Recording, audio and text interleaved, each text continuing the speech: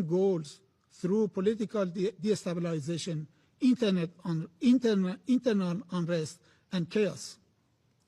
This strategy relies on manufacturing casualties, spreading false and inflated figures, and creating a pretext for foreign intervention. It is a familiar script, one that has been used repeatedly from Iraq to Libya and to Venezuela.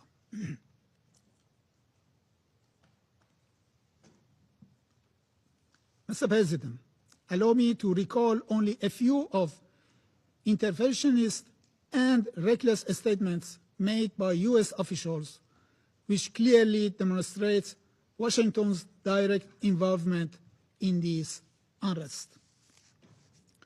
On 29 December 2025, during a joint press conference with the Prime Minister of Israel regime, the President of the United States regime declared, if Iran continues with its missile program, yes, I support a strike.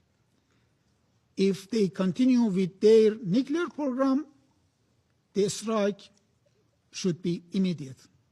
He further threatened, we are going to have to knock them down. We'll knock them down. We'll knock the hell out of them.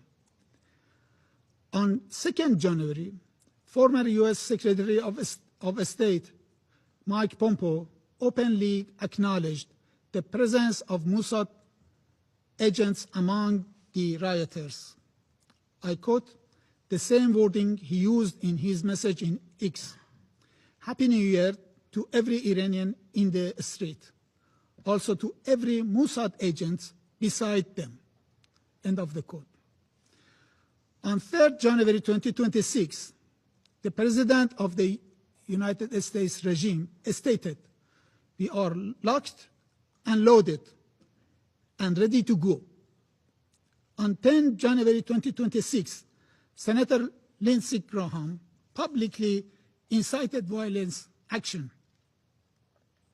stating when President Trump says, make Iran great again, it means protesters in Iran should defeat the Ayatollah.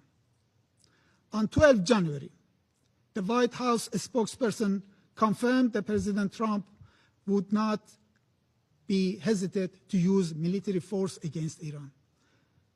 On the same day, Senator Graham declared, I quote, Iran's leadership must be destroyed.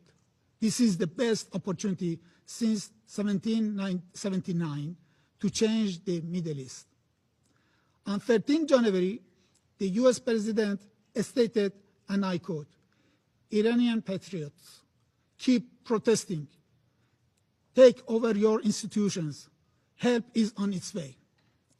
And the statement of the representative of the United States regime today will be added to this list. These are not isolated remarks.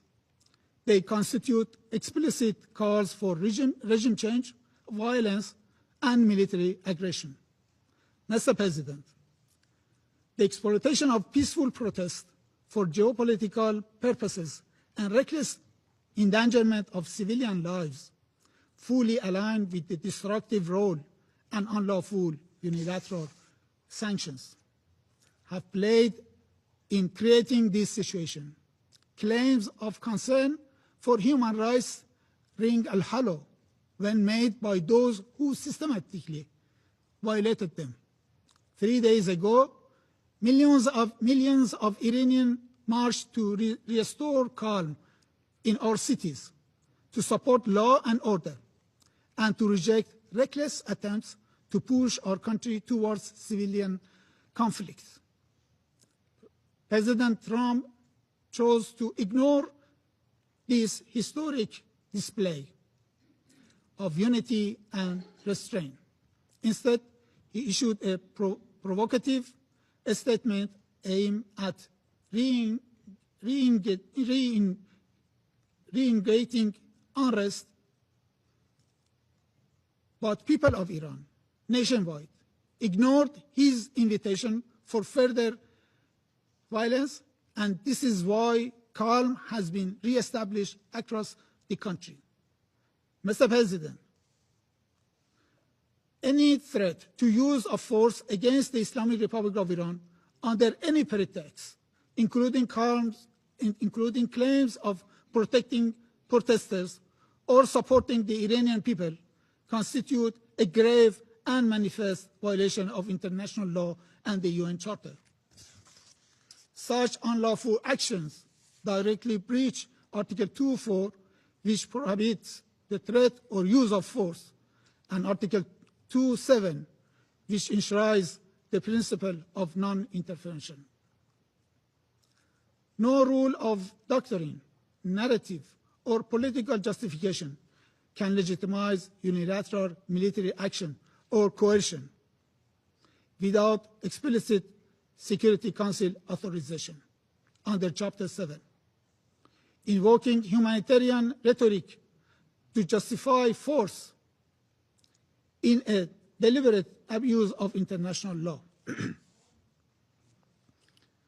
The Security Council, its members, and the Secretary General bear a clear legal, moral, and political responsibility to unequivocally reject and condemn such unlawful actions before it is too late. The credibility of the United Nations and the survival of the Charter itself now depend on whether this fundamental prohibition is upheld or eroded by one of its own permanent members.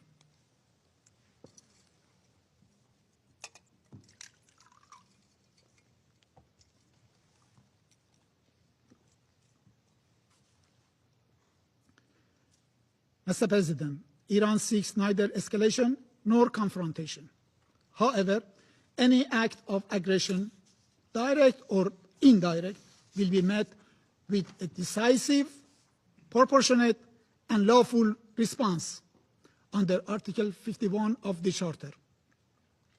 This is not a threat. It is a statement of legal reality.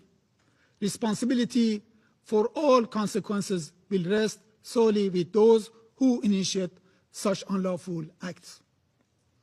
Mr. President, the government of the Islamic Republic of Iran remains fully committed to its human rights obligations, including the right to peaceful protest.